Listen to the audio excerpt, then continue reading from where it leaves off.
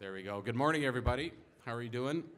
I would like to get the day on the road for you here this morning. And for those of you that I haven't had a chance to meet along the way over the course of the last 3 or 4 months, my name is Darcy McAtishan. I'm the Dean of the Donald School of Business. And I'm very excited about Backpacks to Briefcases. This is the second Backpack to Briefcases that we've done.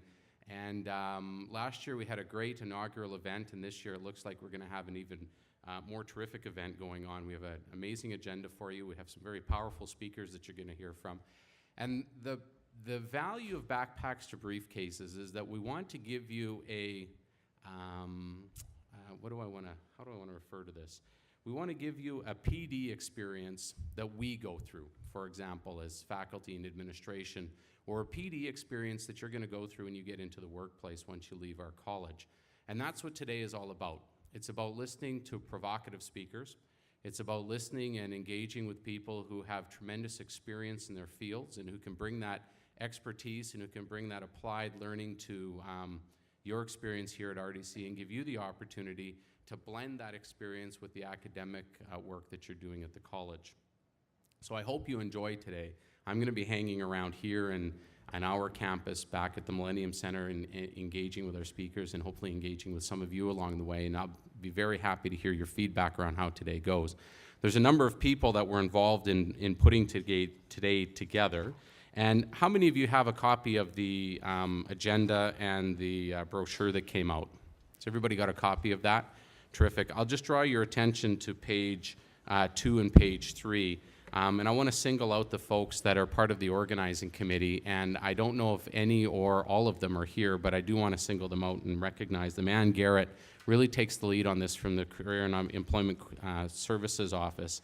Rob Gilgan from our Alumni Development area in Enterprise and Community Relations. Rebecca Tutasi, who is a VP of Operations for the Student Association.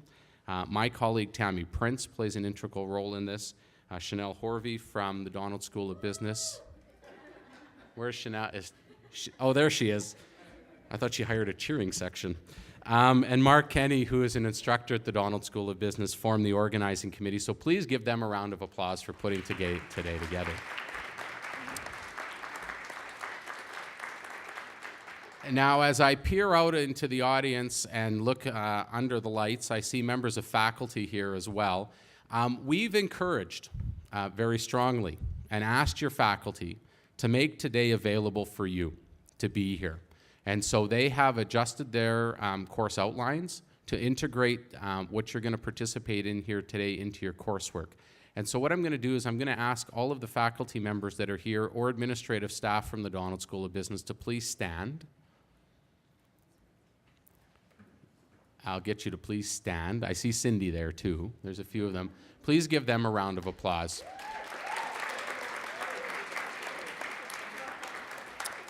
All right, so I'm going to, I have the privilege of introducing your first speaker for this morning, and he's your keynote. But before we do that, the front is very empty. And everybody seems to be sitting at the back, which I know is a tradition among students, so we're going to change this up. I'm going to have you all stand up, please.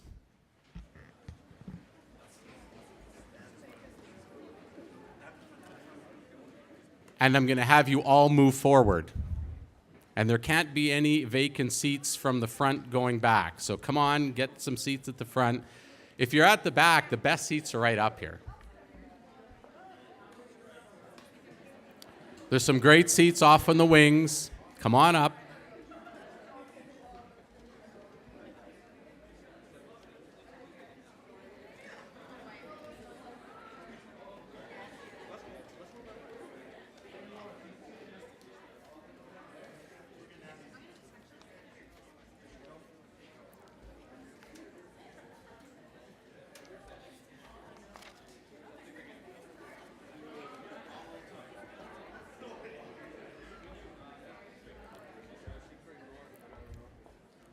There's some more over here.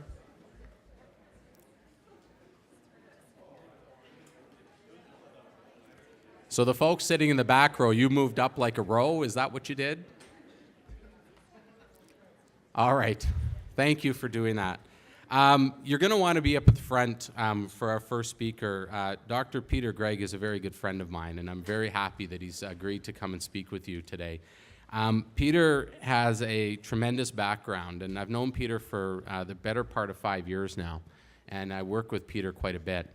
And however, I have to read his bio because there's just so much in there. So I want to read this to you and highlight some of the amazing things that Peter has done along the way.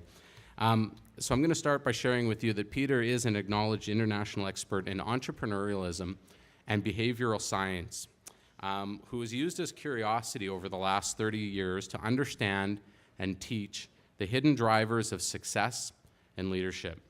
Now, prior to moving to Canada and achieving his dream of becoming a Canadian citizen, Peter had 5 distinctive experiences in his life that shaped his career. So first of all, Pete grew up in the mean streets of Los Angeles, not Rodeo Drive, not Beverly Hills, but South Central Los Angeles.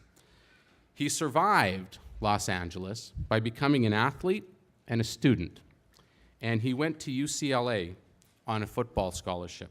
That was experience 1. Experience 2 was that after graduating in economics, he went to work for the Disney Corporation, and he became Rangoon Peter on the Jungle Cruise at Disneyland. And on a lark one day, he took a friend's dare and applied for a job as Walt Disney's assistant. And I'm talking about Walt Disney, the original guy. He got the job, and he worked for Walt Disney in many creative positions at the studio for 6 years. That was experience 2. Experience 3 was that after Walt died, Peter decided to go back to graduate school, attending both USC and UCLA. And he received a PhD in behavioral sciences, and he wrote his dissertation entitled Getting It On with Jesus, a study of radical change in deviant youth cultures, which won a number of awards and was turned into a movie. Experience 4 was that once graduate school was completed, in about a 10-year period, Pete gained a teaching and counseling career. He has taught at USC, so the University of Southern California, UCLA, MIT, the University of Washington, and University of California at Berkeley. During this period, he won several teaching awards, wrote articles, created leadership training programs for companies such as Starbucks, Apple Computer, GE, the Carter administration, and that would be President Jimmy Carter's administration from 76 to 80, and the governor of Minnesota, as well as many others. Pete's prime students were scientists, engineers, and entrepreneurs seeking leadership and business startup skills. Today, Pete, with his business partner and his life partner, Dr. Anita Desage, operate a consultancy practice here in Red Deer called Success Lab CEO. Pete's going to talk to you this morning about a very interesting topic that he's entitled Confessions of an Ex-Jungle Boat Driver, Life Lessons Beyond the Books and Business Schools. So please give my good friend, Peter Gregg, a very warm welcome.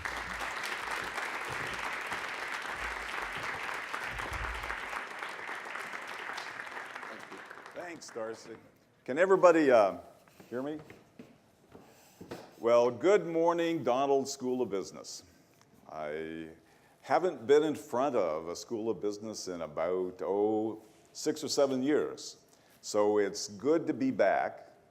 And I'm really excited to talk to you about something that I think is interesting and maybe a little bit helpful. What I want to do is I want to share with you 6 stories. 6 stories from my life that I think will help and at least illustrate what it is to be successful after you've gotten this world-class education in terms of your business degrees. Success is in the eye of the beholder. Each of you will have your own definitions. But as I've traversed the world and learned about all sorts of different people. Having had opportunities to work with lots of great entrepreneurs, scientists, politicians, and so forth, I find that success becomes not only personal, but profoundly different in many ways than what we learn when we're poring over our books, doing our homework, writing our papers, and proceeding with our educations.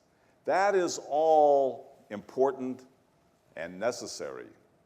But there's some other things that I think that might go into your cauldron that will make you even more successful and maybe even have an interesting and very, very fruitful life.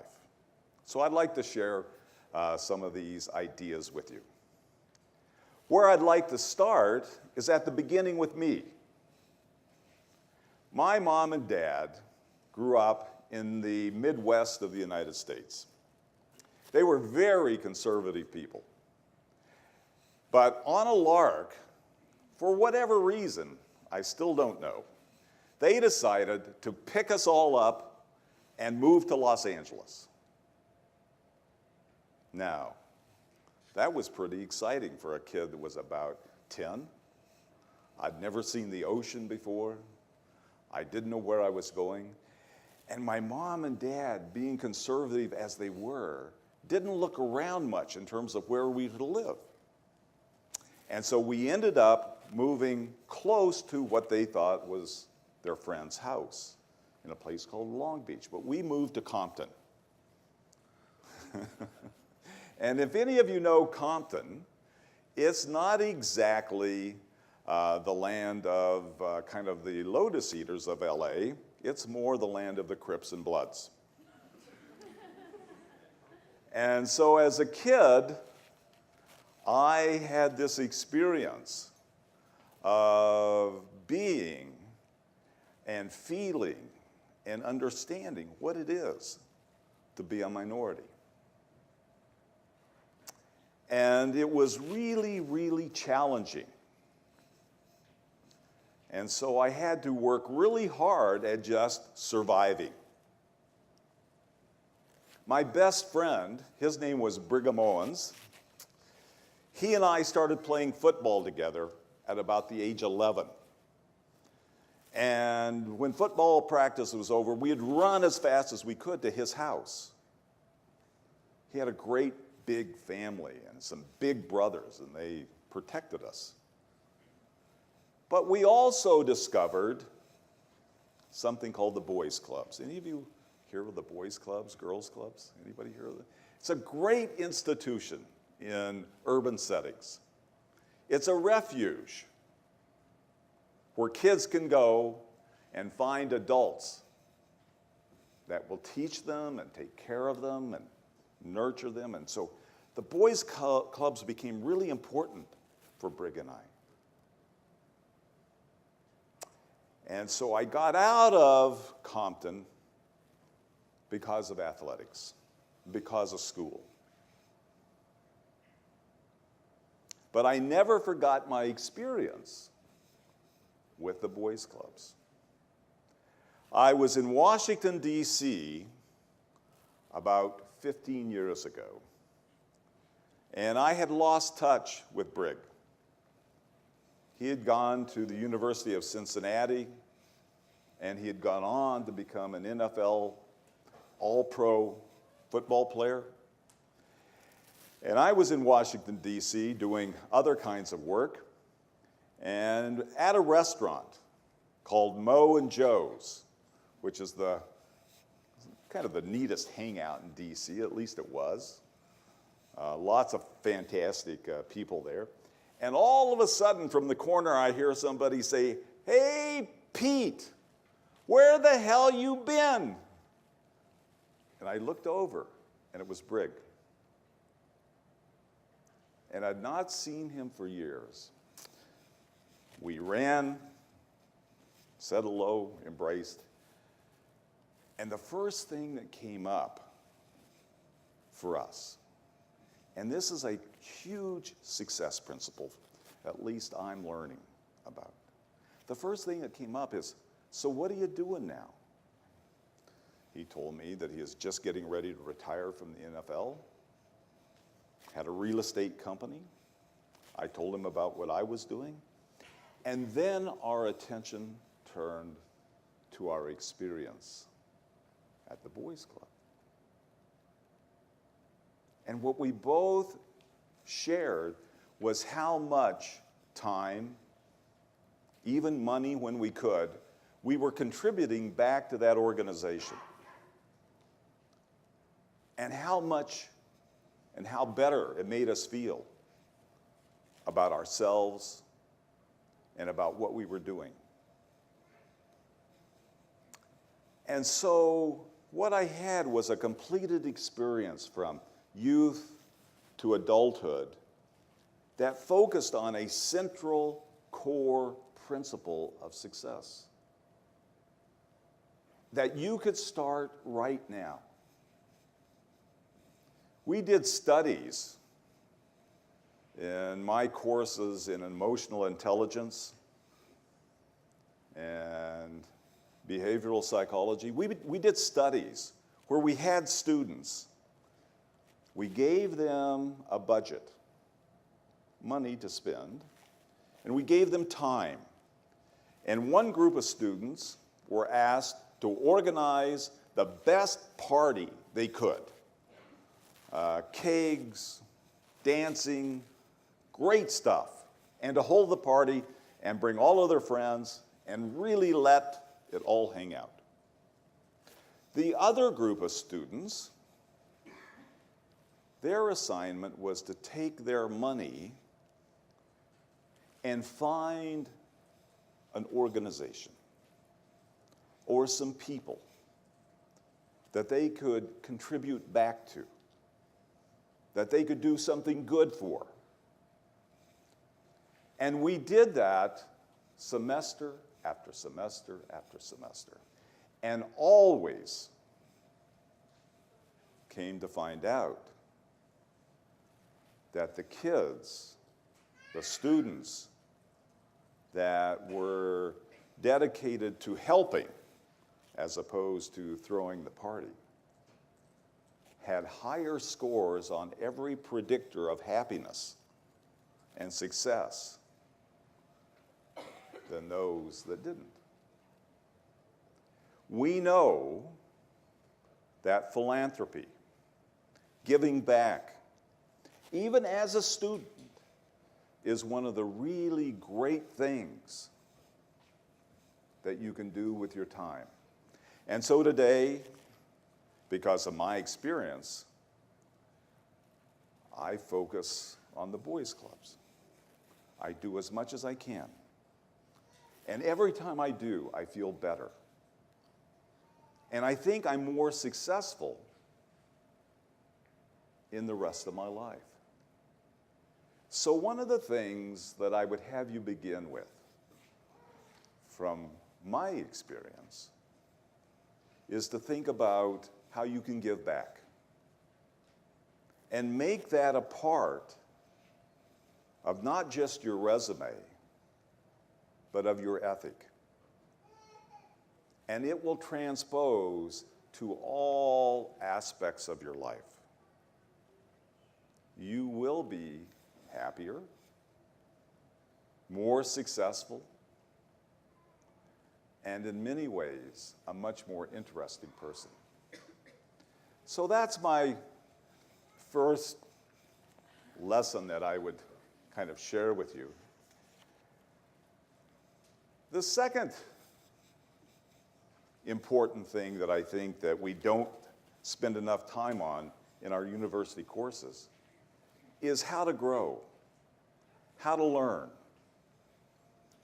Learning how to learn is one of the really great kind of tools that you get by going through a university education. You've got great faculty members here, and they are here to help you learn the great principles of commerce and business. But I'm talking about a little bit more profound learning. From about the age of 14 until about 24, I used to spend every day of my life, 365 days a year. Didn't make any difference whether it was summer or winter, but I would spend every day of my life for 2 hours in a darkened room with the 5 or 6 other people that played the same position that I played when I was playing football. And what happened in that darkened room was that film was shown, either of practice or of the games that we had played, and there was a coach grading me every day. And at the end of the session, I was given a sheet of paper that said, this is what you have to improve today if you want to play on Sunday or on Saturday. It was immediate feedback. It was really profound learning because it was so real time. The great thing that you have in your university opportunity is to get feedback, to have people help you understand where you need to grow and develop. So one of the lessons that I would pass along to you, find the hardest, the most challenging, the most interesting places to invest your time. Look for great mentors and be open to that information that will help you improve, because it's only here that we can grow and develop. You don't want to live your life and be known as the person that has the same experience 30 years over and over again. All of you realize that the hallmark of where we live today is change. You know, Fleetwood Mac, you're all probably too young to remember Fleetwood Mac. But when they said, don't stop thinking about tomorrow, because yesterday's gone. In that sense, it is. And the only thing that we can do is to continually grow as a person, as a business leader, as a future parent.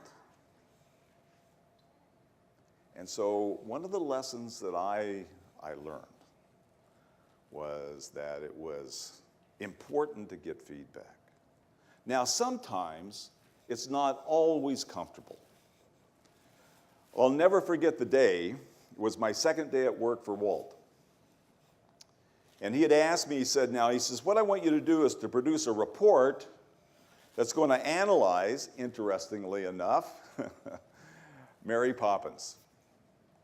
Is it going to make money or not? So I go, how do I know? But I wrote a report. And the report was about this big. Can everybody see that? About that big. And I take it in and I put it on Walt's desk. Guess what he did? He took his hand and kind of shoved it to the side of his desk. And he says, is this the best you can do? I said, well, obviously not. So I picked it up and I went off for another week, and I'm going to give him another report. What did my next report look like? If it was this big, what's the next one going to look like? It was this big, right? So now I set this on Walt's desk. He calls me in, and guess what he does? He takes my report and not only moves it to the side of the desk, but right off the desk into the trash can. He says, look, if you cannot figure out what I need in terms of information. Why do I need you? That was hard feedback to hear. Luckily, I went to a meeting the next day where they were evaluating a new film called The Happiest Millionaire. And here we had what is now called storyboarding at work. So there were diagrams all over the wall.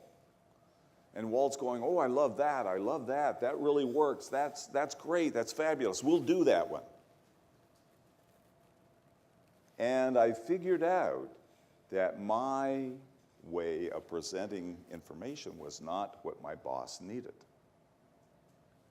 And so feedback for me was a huge opportunity to grow and to develop and to learn more.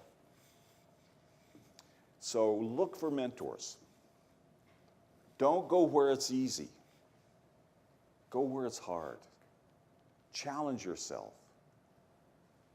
Get people to give you great information, no matter where you are in your life.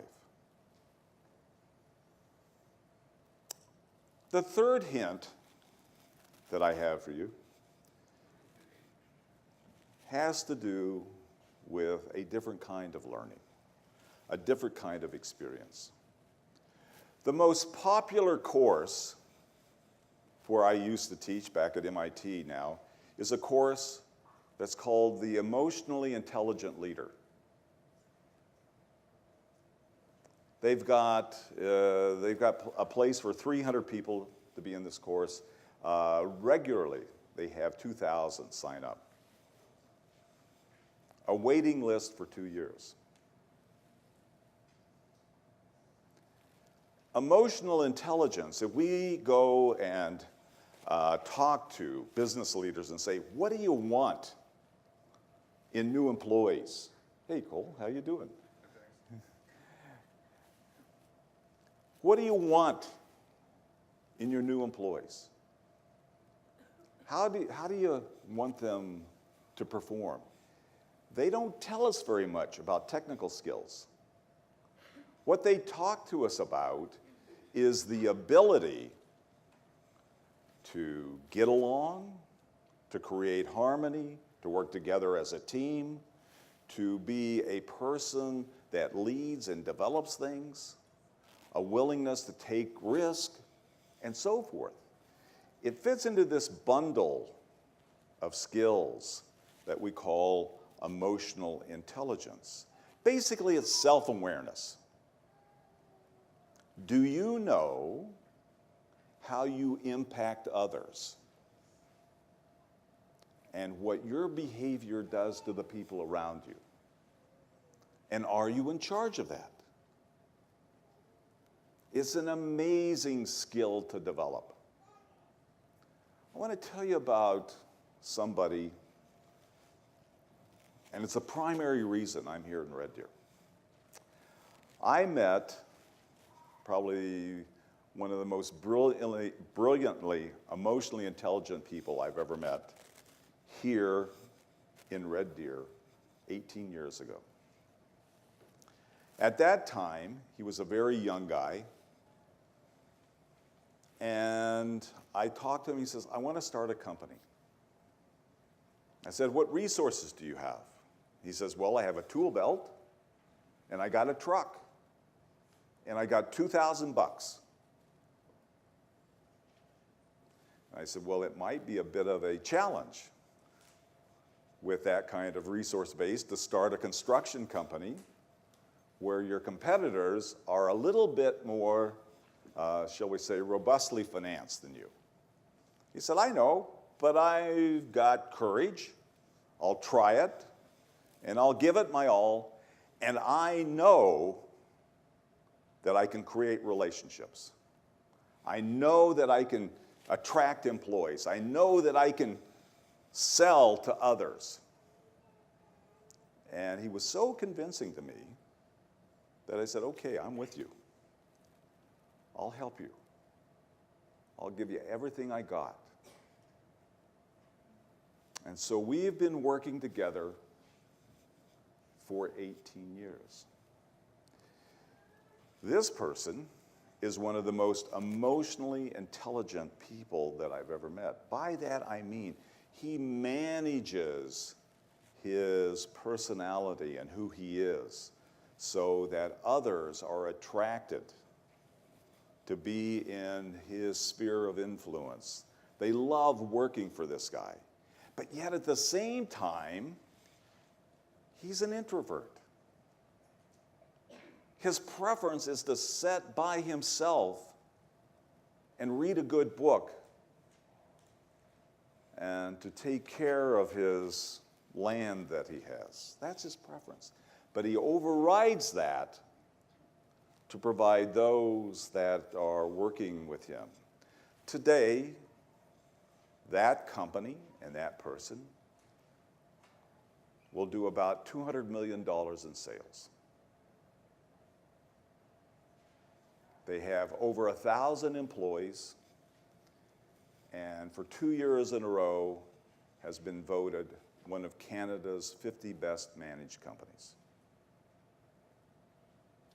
And it's because this owner, this entrepreneur, was so emotionally intelligent that he both was attracting to and willing to manage himself in a way so that he could be highly effective.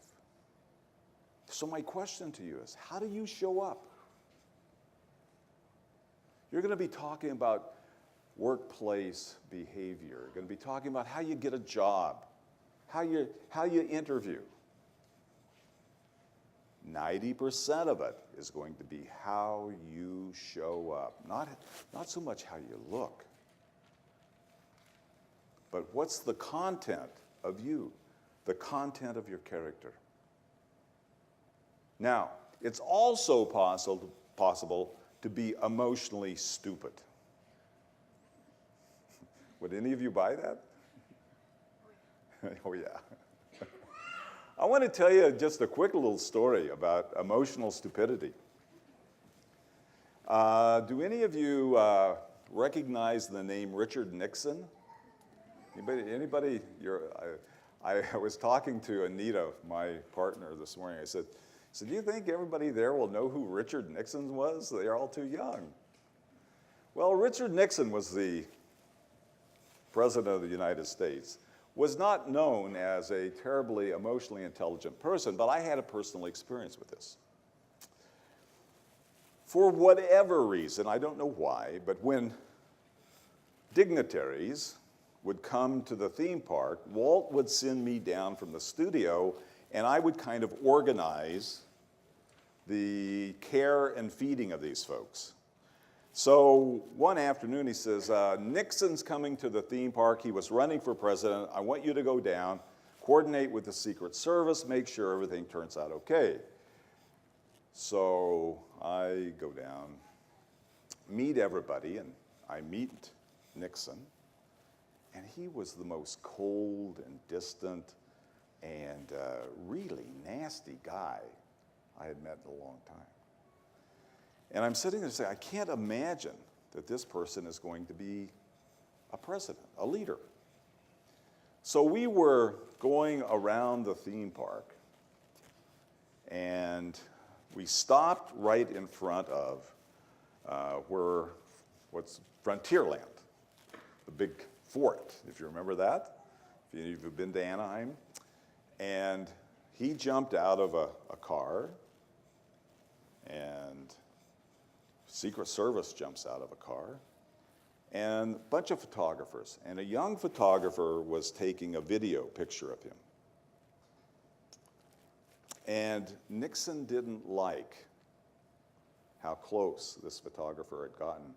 And he turned around and smashed the end of the guy's camera with his hand as hard as he could, which knocked the camera into the photographer's eye, which caused a big cut, and this guy's bleeding.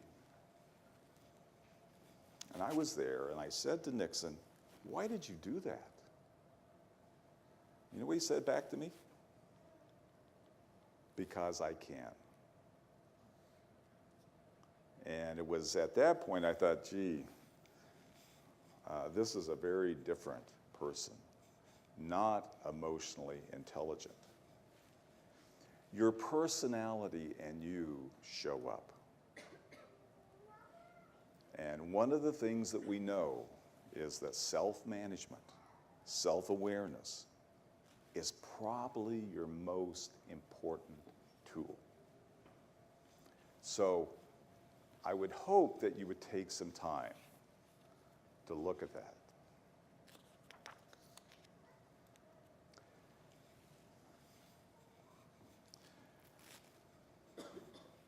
Here's a great idea for you. Work as hard as you can. Work ethic is huge. But at the same time, don't get befuddled by your mistakes.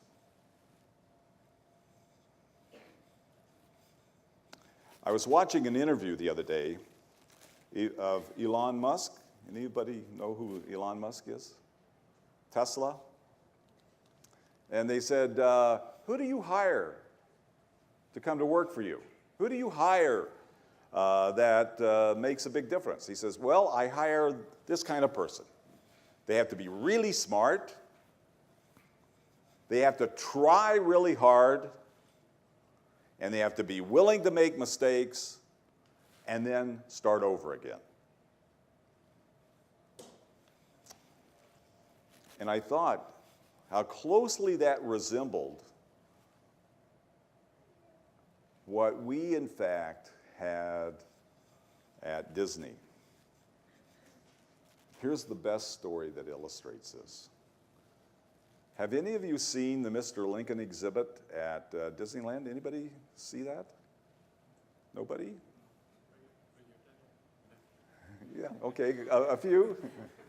Well, I want to tell you about I was on that project.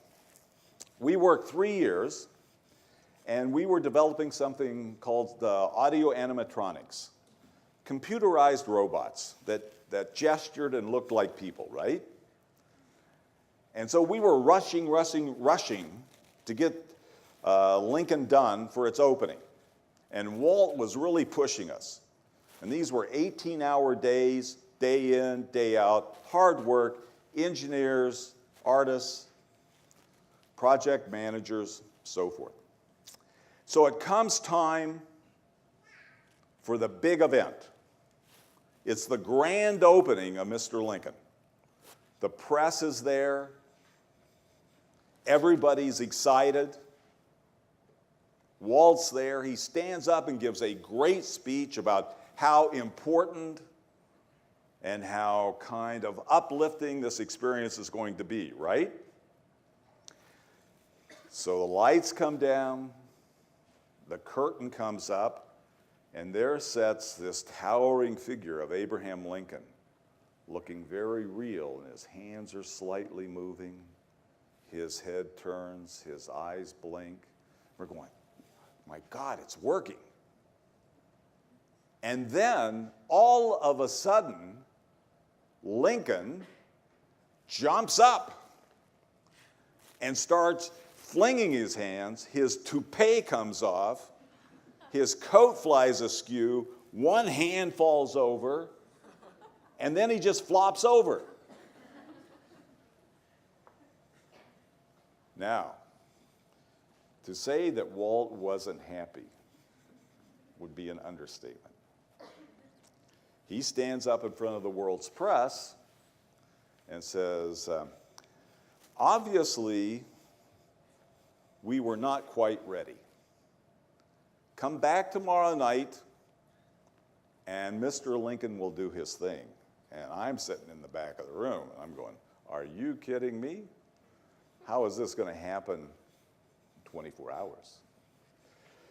So everybody leaves, and Walt gets us together.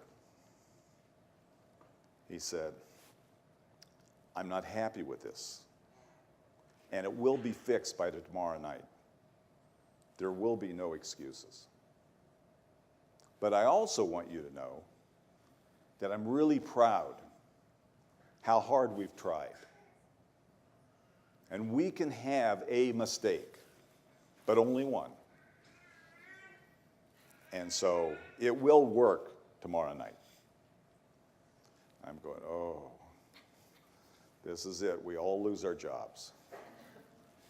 So we worked all night, all day the next day. So it's the same venue, the same press. Curtain comes up, Walt apologizes, gives the announcement, and Mr. Lincoln worked fabulously. It was one of the great nights, Walt says, of his life.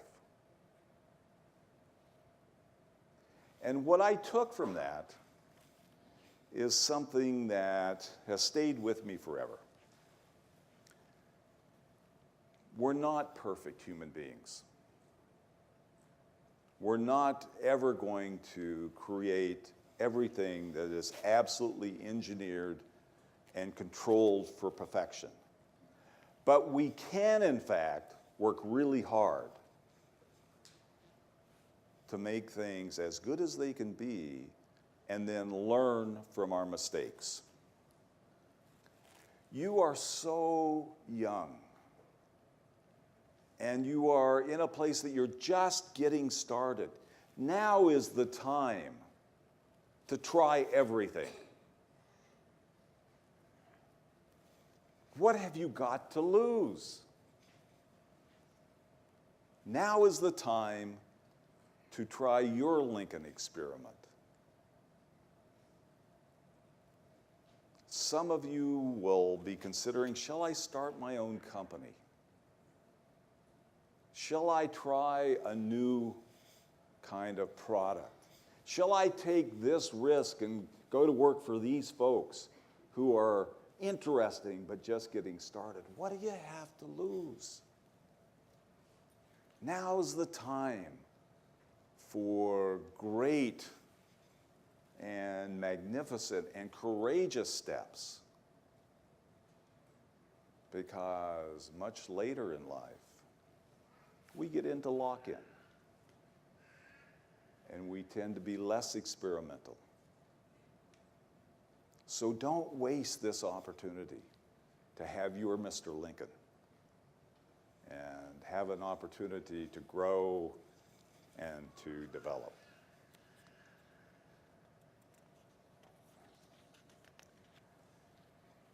Just a couple of more thoughts. I want you to come with me about 10 years ago. It's about 3 in the morning. I hear the phone ring next to me.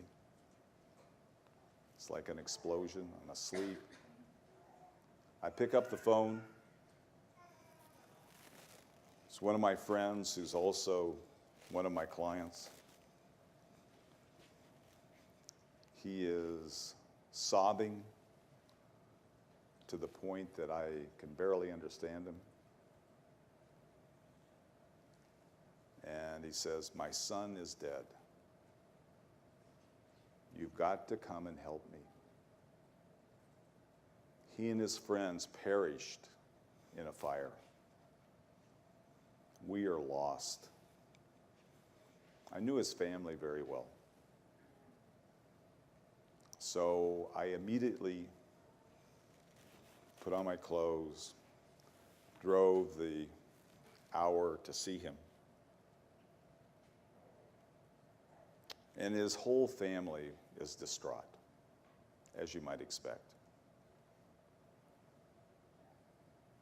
They had nowhere to go. The most terrible loss that you can imagine. But on top of this, this person was right in the middle of the biggest financial transaction that he had ever done. Many, many thousands of people's lives also depended on whether this transaction took place.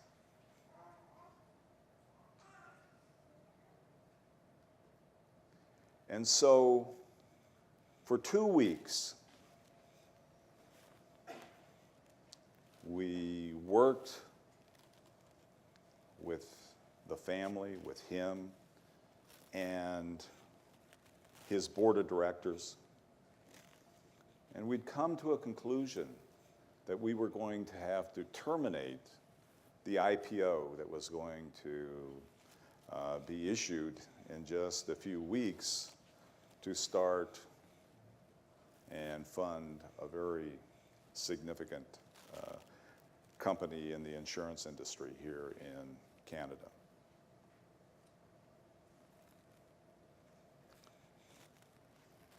My friend called me up again and said, I need you to come out tonight. I got to talk about something. And so we spent 6 hours, late into the night, early into the morning, talking about loss and gain.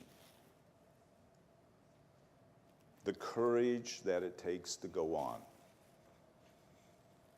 The courage to try again. Now, I hope none of you ever have to deal with these circumstances.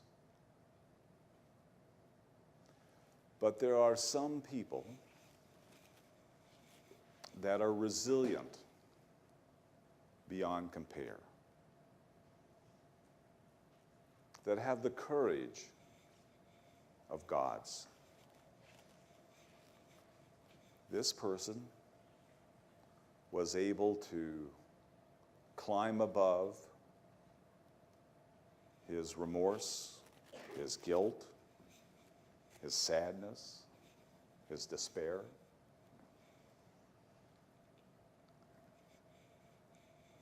And to continue down the road that so many others were depending upon. And we made our IPO date. We funded the company. Today it's a billion-dollar insurance player here in Canada.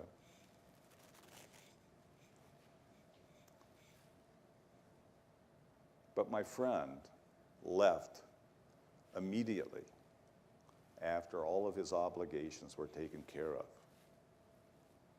so he could take care of his family.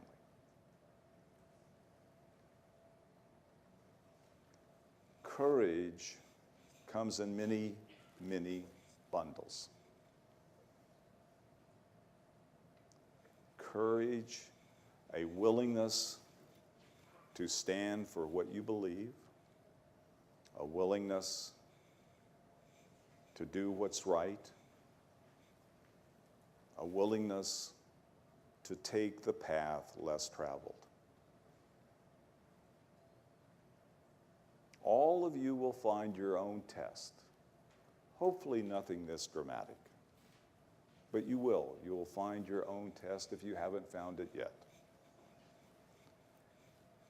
And what we know, entrepreneurism, leadership, is dependent upon significant, demonstrable courage.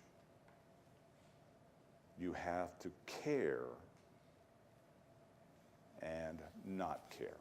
You have to care for what you do and not care for the opinions and the slings and the arrows of the crowd.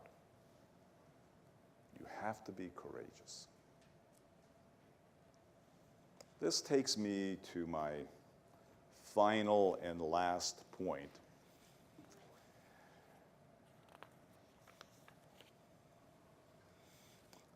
I can remember I had an opportunity to work with Apple just as it was getting started.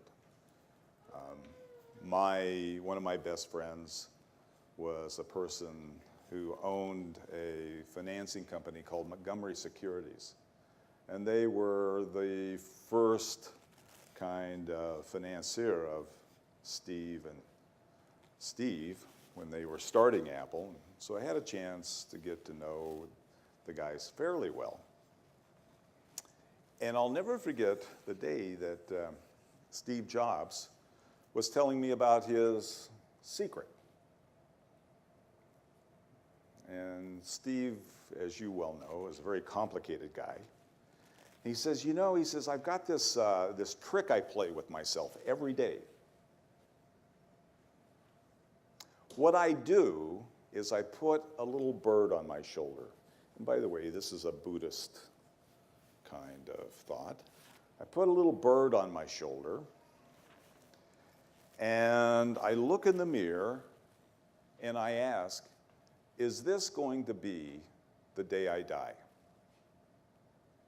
He said, I started doing it when I was 17. I'd read a book and sounded kind of smart. And he says, then what I do, I ask myself, what am I doing today?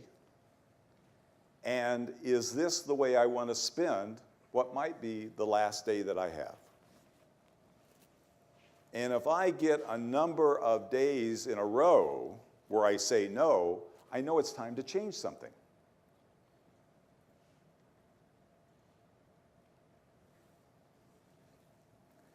Now, this will sound a little morose, but it's important. It's a real important life lesson. You too, everybody in this room, you too will get old and you will die. The question is, what are you going to do with your lifetime?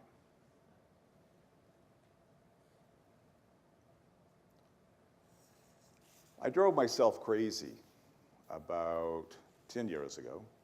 I decided to experiment with this in my own life. So what I did is I said, okay, I'm this age. I think I'm going to die at about here.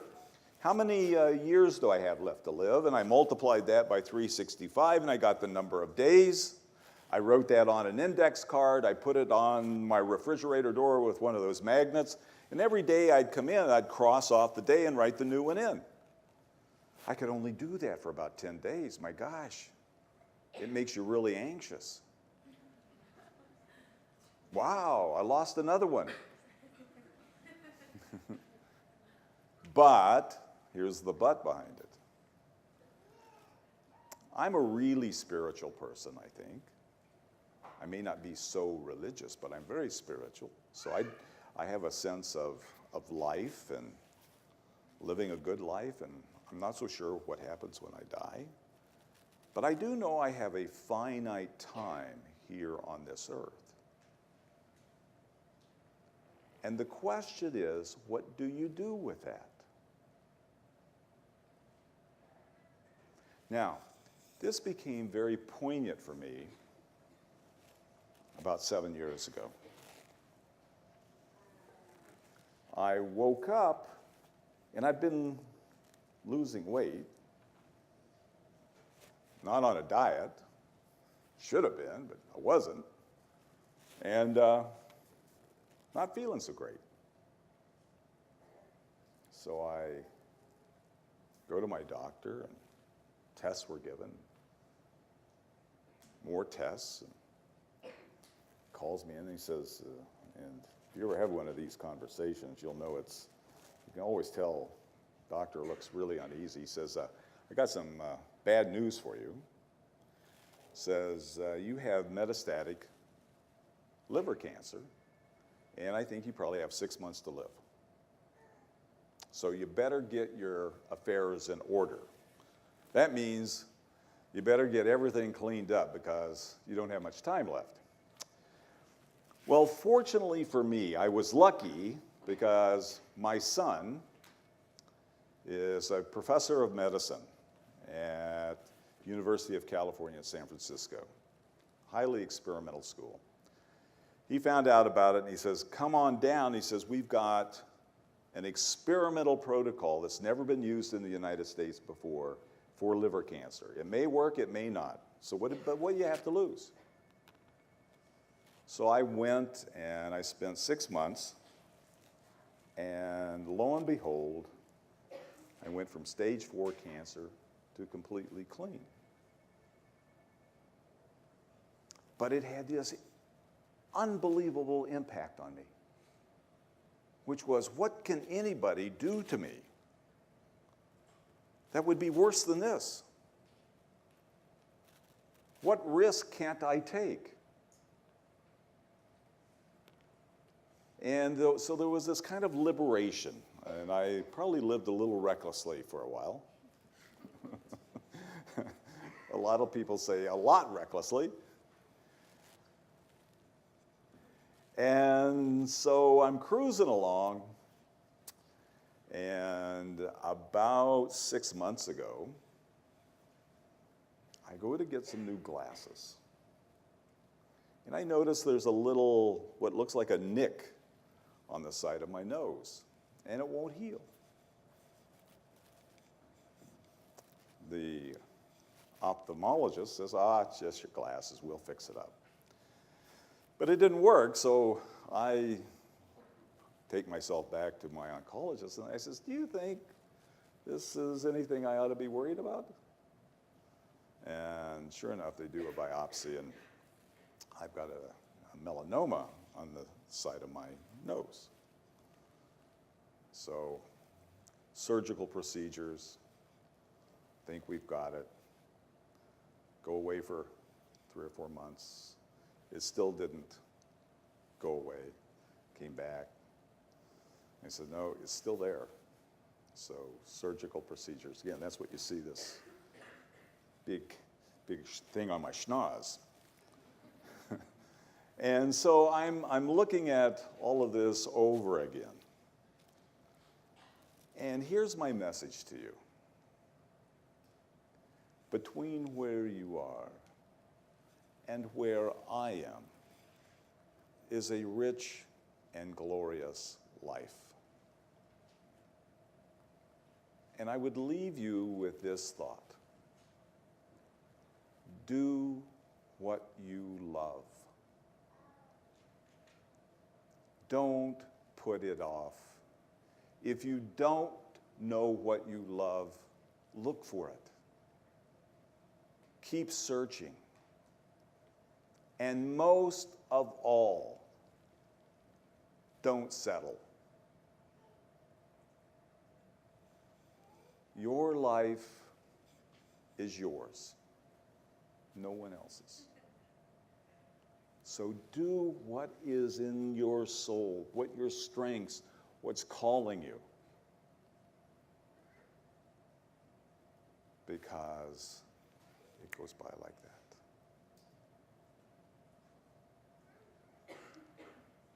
So on that note, I'm doing what I love right now.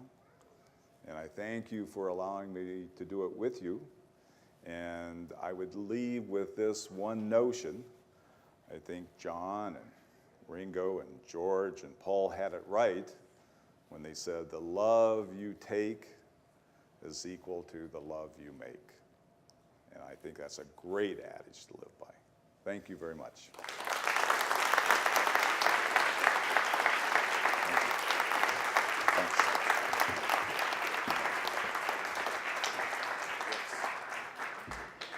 Darcy?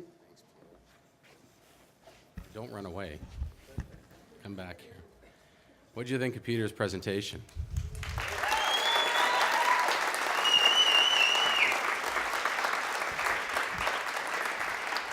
He's a pretty cool guy, isn't he? Peter, I want to thank you. I've heard Peter talk a number of times, and I worked with Peter a lot, and every time I hear his stories, they remind me of some of the important messages that he shared with us here today. And so I think you were a great guy to kick off the day for people. So as you're going to each of your presentations, keep Peter's talk in the back of your mind. Think about the messages that he shared with you and think about those beyond today. So Peter, we have a little gift here we'd like to present to you for your presentation. Swag? It involves, well, the one thing I know you love, wine. Yeah. And it involves glasses to drink it. Oh, thanks, Darcy. So allow me to present that to you. Thanks. Thank you. Thanks. And I'm sure if you have a couple of questions or you want to just chat with Peter for a few minutes, he'll be down front here. All right, enjoy the rest of your day, and we'll see you later on this afternoon.